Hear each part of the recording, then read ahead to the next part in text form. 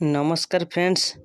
PM किसान योजना PM किसान पैसा आपण जानते जपरी कालिया पैसा आपण पाँच 2000 लेखाएं से पीएम किसान पैसा 2000 लेखाएं बैंक अकाउंट को आसे आपण जानते के पाँच के भी पाऊना। देखो किसी दिन है आपने असुविधार सम्मुखीन होते पीएम किसान साइट ठीक भाव खुलूनी यार केवाईसी भी हो पारनी कि नुआ मैंने पकड़ चाहते रेजिस्ट्रेशन करें भी करना। किसी दिन है पीएम किसान रे बहुत सारा प्रोब्लेम हो कहीं बर्तमान पीएम किसान साइट रे आउ कि नुआ एक्सट्रा किसी अपडेट करने सरकार लगी पड़ते तो से पीएम किसान वेबसाइट टी स्लो रोचे।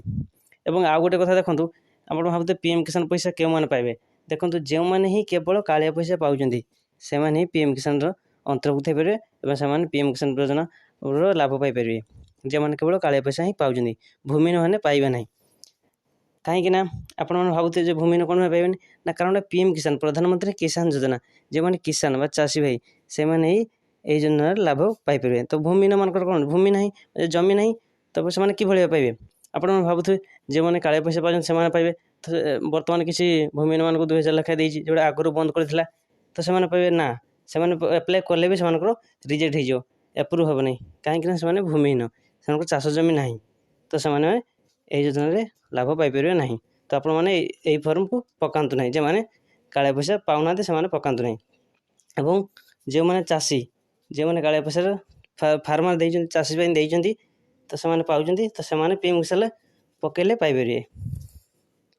एवं पीएम किसान पकई सारापर कृषक ओडिशा भी से ऑनलाइन जनसेवा केन्द्र जाए कृषक ओडिशा पोर्टाल भी आप लॉगिन करें कृषक ओडिशा कले जाकि पैसा पाए खाली पीएम किसान आपण मैंने अपडेट करदे हेनी। तो ये तीनोटी काम आप निहाती जानते दरकार।